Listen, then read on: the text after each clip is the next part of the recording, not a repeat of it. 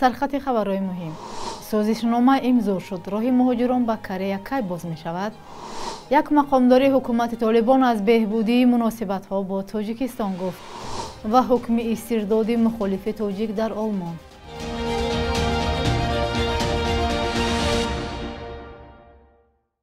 روزتان بخیر باشد بیننده های عزیز. شما نویده بامداد رو تماشا دارید که از دوشنبه تقدیمتان می‌گردد. امروز جمعه یکم نوامبر. وزارت مهنت، مهاجرت و شغل اهالی تاجیکستان از امضا شدن سازشنامه نهایی برای فرستادن شهروندان تاجیکستان برای کار به کره خبر داده است. به اطلاع این نهاد، گروه اول مهاجران ماه‌های اول سال 2025 برای کار به این کشور می‌روند.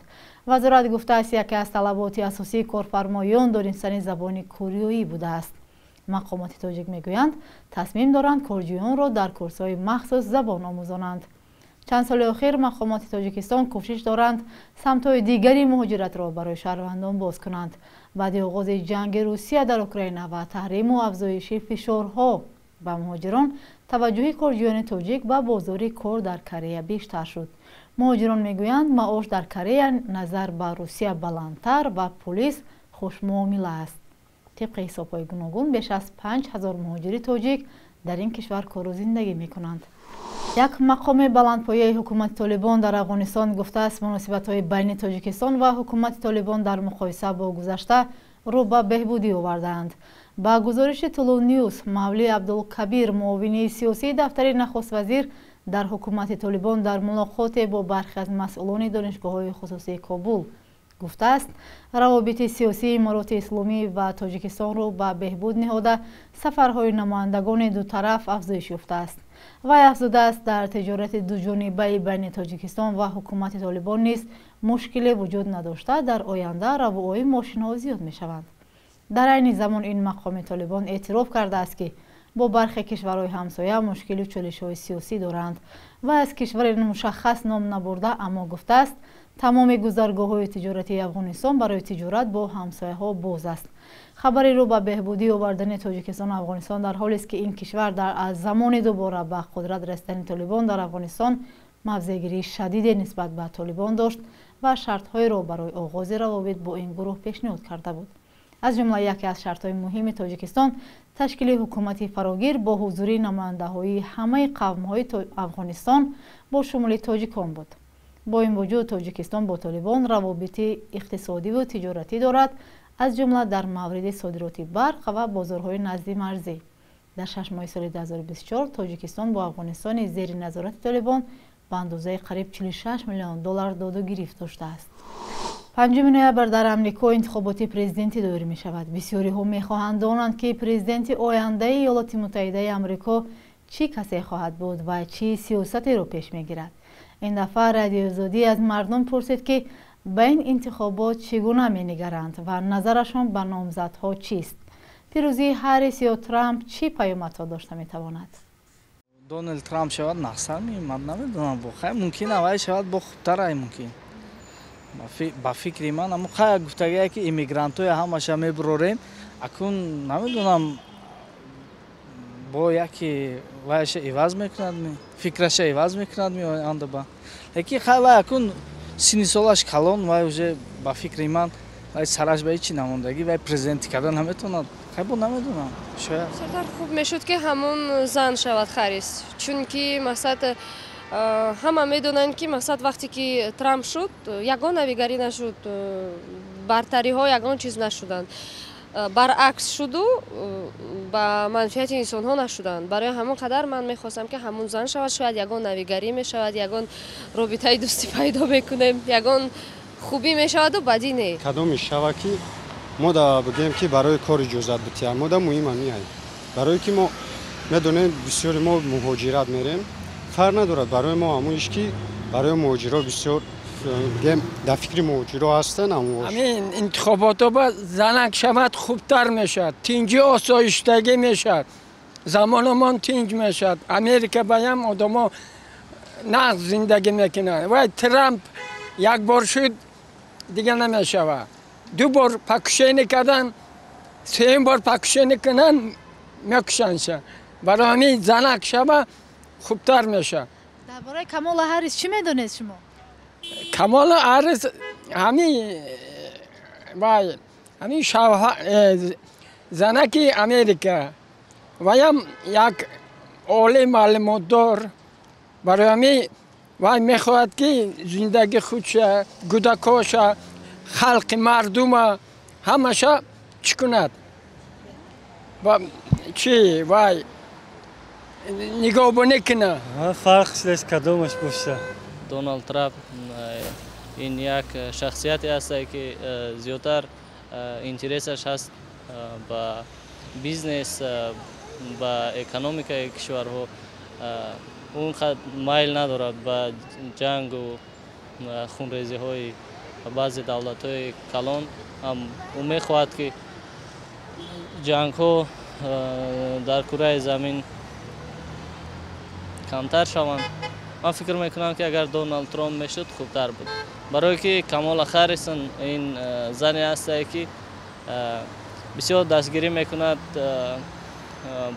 مردها را میخواهد که پولاشان عوض شود. دونالد ترامپ уже یک بار شده بود، ندیدم یگون خیلی پیشروی یا یگون نبرد محکم کرد، نبرد زبور ساختن و خیلی گون. بعد کمتر دونالد ترامپ فعلش گیزلای بد است راستی گپ. انا خریس خیلی اون کس که زنک است که در ملایم هستن، انشالله خیلی بود یک آدمی نو. انشالله فکر میکنم که نویگری و یگون چیز بهتر میشود. برای هم میخوام که هم زنک شود. ترامپ گذره نختر میشد، برای که به آدم این بناسکی برآمده گفته بود که من در برآمدان گام میزنم که اگر این من انتخابات کنن من این جنگ اوکراین را خاتمه میبخشم. خلق با یک باوری کده اگر آواز سین بهبودی میشود. بینندگان عزیز، آیا شما هم انتخابات آمریکا را پیگیری میکنید؟ به فکر شما در انتخابات آمریکا کدام نامزد برنده می شود؟ به ما نویسید.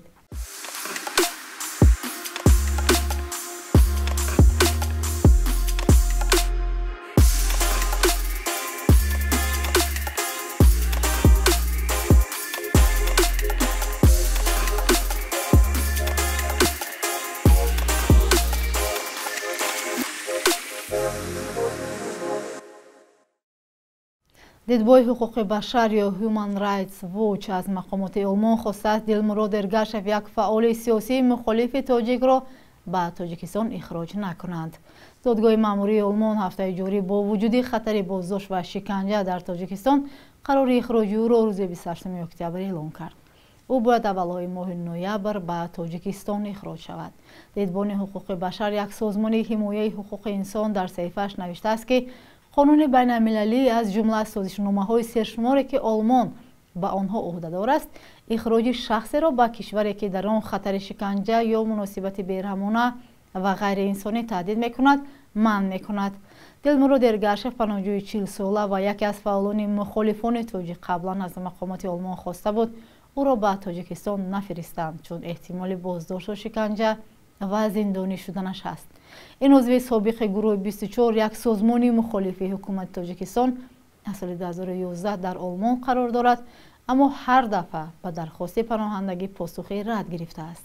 او روز 29 اکتبر در تماس تلفنی با رادیو آزادی گفت انتظار می رود از 5 تا 7 نوامبر استرداد شود. تاکنون چند مورد اخراج و در تاجیکستان زندانی شدن بعضی از پناهجویان رسانه‌ای شده است.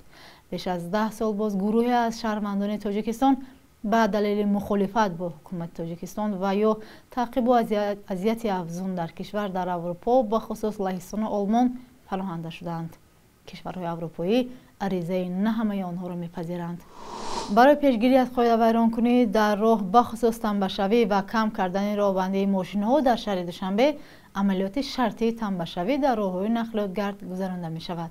قرار است این عملیات از امروز 1 نوامبر آغاز گردیده تا 10 نوامبر ادامه کند. رئیست وزارت کار داخلی با یک اعلام از راننده‌ها خواسته است که قاعده‌های حرکت در راه را قطعاً رعایت کرده ماشین‌های خود را در جای‌های نامعین نگذارند و به حرکت دیگر واسطه نقلیات مشکل ایجاد نکنند. дар сурати ҳол ба ҳушдори мақомот нисбати ронандагоне ки талаботи қоидаҳои ҳаракат дар роҳро риоя накарданд ҷазои маъмурие дода мешавад. ҳарчанд мақомот бунёду васеъ намудани роҳҳои душанберо аз ҳадафҳои коҳиши танбашавии мошинҳо месобанд, бархе сокинону ронандагон аз то рафт шиддат ёфтани мушкил нигаронанд. чашмпошии бархе нозирони роҳ ба беътиноии ронандагон ба қоидаҳои ҳаракат, ришваситонӣ, кофӣ набудани таваққуфгоҳҳо аз сабабҳои дигари танбашавии мошинҳо гуфта мешавад.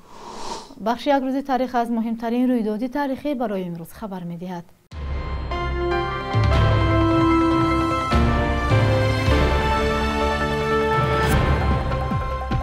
1 ноябри соли 1925 як сол баъди дар ҳайати Узбекистони шӯравӣ арзи ҳастӣ кардани ҷумҳурии мухтори Тоҷикистон, нашрияи ҳукуматии советскии Таҷикистан нашр шуд ки солҳои баъдӣ ба Коммунист Таҷикистана ва аз рӯзи эълони истиқлолияти Тоҷикистон 9 сентябри соли 1991 ба Народная газета табдилӣ ном кард. Ин рӯзномаи русизабон бо нашри матолиби мутобиқ ба сиёсати ҳукумати Тоҷикистон машғул буда, бештар аз тариқи обунашавии сохторҳои давлативу ҳукуматӣ паҳн мешавад. 1 ноябри соли 2009 Тоҷикистон содир кардани орду гандумро ба беруни кишвар манъ кард. солона ниёзмандии Тоҷикистон ба орду гандум 1.3 миллион тоннаро ташкил медиҳад ва 50% ин маҳсулот аз хориҷа асосан аз Қазоқистон ворид мешавад. орду гандум аз маҳсулоти кишоварзии стратегӣ ба шумор меравад ва зери назорати давлат мебошад. 1 ноябри соли 2019 Бахтиёр Усмонов, писари 11-солаи муҳоҷирони тоҷик дар Русия, бо ҷоизаи атфоли қаҳрамон қадрдонӣ шуд.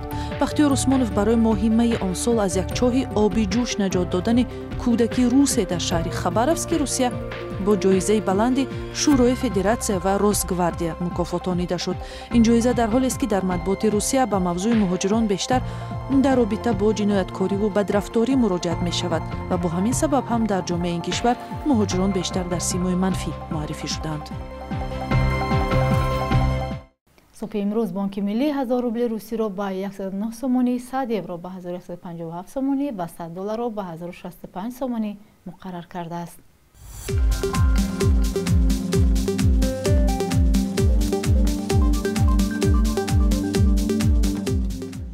бинандагони азиз, ин охирин барномаи навиди бомдодӣ дар ҳафтаи равон буд, аммо шумо рӯзҳои истироҳат ҳам метавонед аз сомона ва шабакаҳои иҷтимоии радиозодӣ хабару гузоришҳои навро пайдо намоед. бароятон истироҳати хуб орзу мандаам. худо нигаҳдор.